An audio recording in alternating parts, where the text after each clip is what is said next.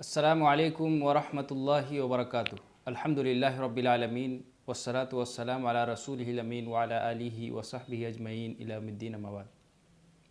بسم اللہ الرحمن الرحیم۔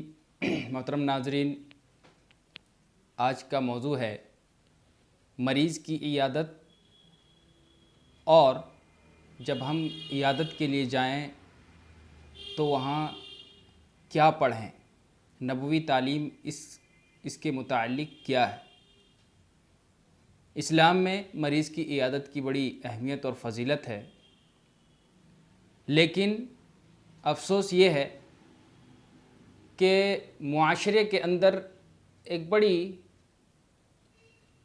زیادہ تکلفات کیا جاتا ہے، اور وہ یہ ہے، انسان سمجھتا ہے ہم مریض کی عیادت کرنے کے لیے جا رہے ہیں، پھل فروٹ لے کر کے نہیں جائیں گے، اور بہت ساری چیزیں ایسی ہیں لوازمات جو لے کر کے نہیں جائیں گے تو ان کے گھر والے، مریض کے گھر والے ہمیں کیا کہیں گے۔ یہ سوچ کر کے بہت سارے لوگ مریض کی عیادت کرنے کے لیے نہیں جاتے ہیں۔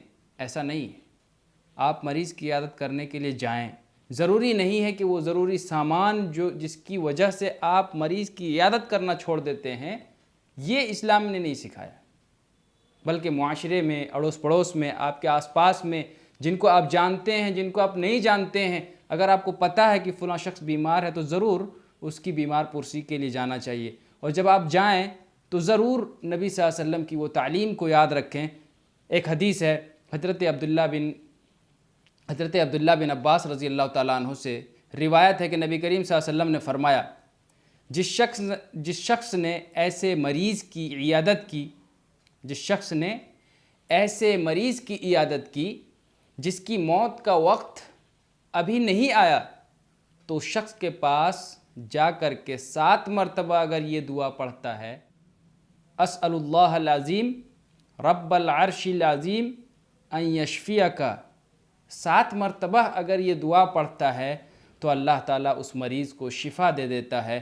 اس حدیث کو سنن ابو داود للالبانی جلد نمبر 2 حدیث نمبر 2663 کے اندر امام البانی رحمۃ اللہ علیہ نے نقل کیا ہے۔